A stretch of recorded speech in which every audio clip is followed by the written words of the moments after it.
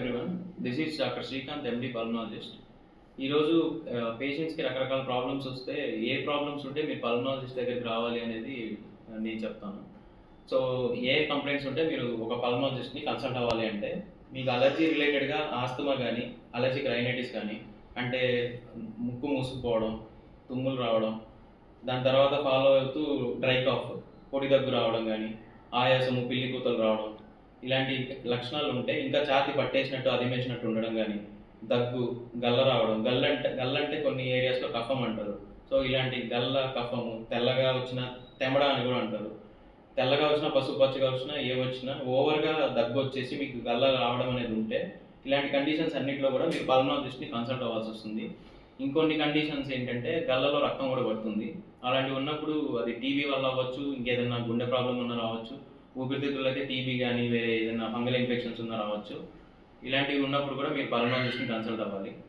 So ఈ allergy, asthma రిలేటెడే కాకుండా pneumonias ఉంటాయి, ఇన్ఫెక్షన్స్, అందులో టీబీ, కరోనా, కోవిడ్-19 అంటాం కదా, అవి, ఇన్ఫ్లుయెన్జా, ఇలాంటివి ఉన్నా కూడా పల్మనాలజిస్ట్ని కన్సల్ట్ అవ్వాల్సి వస్తుంది.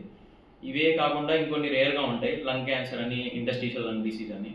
ఇవి పొడి దగ్గుతో పాటు క్యాన్సర్లో అయితే రక్తం కూడా వస్తుంది, ఇంటర్స్టిషియల్ లంగ్ డిసీజ్కి అయితే పొడి దగ్గు చాలా సంవత్సరాలుగా దీర్ఘకాలికంగా ఉంటుంది. ఇంకా కొన్ని రొటీన్ డిసీజెస్ రెగ్యులర్గా పల్మనాలజిస్ట్ని కన్సల్ట్ అవ్వాల్సినవి ఏంటంటే, ఫ్యాక్టరీస్ కానీ స్మోక్లో వర్క్ చేసే వాళ్ళు కావచ్చు, లేకపోతే సిగరెట్ స్మోకింగ్, బీడీలు, చుట్టలు, సిగరెట్లు తాగే వాళ్ళు కూడా దీర్ఘకాలిక శ్వాసకోశ వ్యాధులతో ఇబ్బంది పడతారు. అలాంటి వాళ్ళకి దగ్గు, ఆయాసము, పిల్లి కూతలు లాంటివి వచ్చి ఛాతీ పట్టేసినట్టు అదిమేసినట్టు అయిపోయి నొప్పి రావడం, ఇలాంటివి సహజంగా లక్షణాలు ఉంటాయి. అలాంటి వాళ్ళు కూడా పల్మనాలజిస్ట్ని కన్సల్ట్ అవ్వాలి. సో పల్మనాలజిస్ట్ అంటే ఈ జబ్బులు, ఈ కండిషన్స్ ఉన్నప్పుడు రావాలనేది మీకు ఒక క్లారిటీ రావాలని వీడియో చేస్తున్నాము. ఇవే కాకుండా గొరక సంబంధిత వ్యాధుల్లో కూడా మీకు పల్మనాలజిస్ట్ని కన్సల్ట్ అవ్వాల్సి వస్తుంది.